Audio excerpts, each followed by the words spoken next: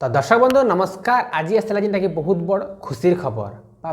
बहुत बड़ खुशी खबर समस्त महिला मन लगी काजे कि आज जेनटा कि आपणकर जे सुभद्रा योजनार जेन ऑफलाइन फॉर्म माने हला आसचे से फॉर्मटा आपण मानकु जेनटा कि वितरण करावा सबु फॉर्म आपण जेनटा कि बंटा जिबा सबु अंगनवाड़ी सेंटर रे आज जेनटा कि फॉर्म पहुँची जिबा सुभद्रा योजनार जेन फॉर्म माने अच्छे से फॉर्म माने जेनटा कि पहुँची जिबा आ से माने काना करबे आज ठारू जेनटा कि संध्यारू जेनटा कि फॉर्मटा बांटार स्टार्ट करदे। तो दर्शक बंधु आप गोटे देखा मुझे नोटिस जेनटा कि जे कि आपण पूरा संपूर्ण भाव में लिखाई कि आज 1 तारिख जेनटा कि सबू महिला मानकु सुभद्रा योजनार जेन फॉर्म माने आसचे से फॉर्म माने जेनटा कि आपण मानकु बंटा जिबा। तो देखी पड़े जेनटा कि आसी पेपर रे जेनटा कि सुभद्रा योजना नहीं आसला बड़ खबर। भुवनेश्वर महिला सामाजिक और अर्थनैतिक स्थिति को मजबूत करने महिला और शिशु विकास विभाग सुभद्रा योजना आरंभ कर सारी एनिमंते विभाग पक्षर मार्गदर्शिका जारी हो सारी है जारी हो सारी आपण मैंने जानते जेनटा कि यही योजना अधीन ओडिशार 1 कोटी ऊर्ध्व महिला उपकृत हो पारे बोली उपमुख्यमंत्री श्रीमती प्रतिभा पटेल जोटा कि कहते आउ जेनटा कि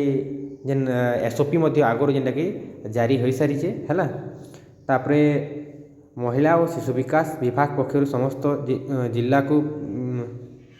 पर्याप्त परिमाण आवेदन फॉर्म पठा जाइछि समस्त जिले में जोटा कि हिताधिकारी निमंते आज यही फॉर्म उपलब्ध हेबो। तो दर्शक बंधु जेनटा कि जेन फॉर्म माने आप ऑफलाइन फॉर्म माने अच्छे सेटा आज जेनटा कि आप अंगनवाड़ी सेंटर रे उपलब्ध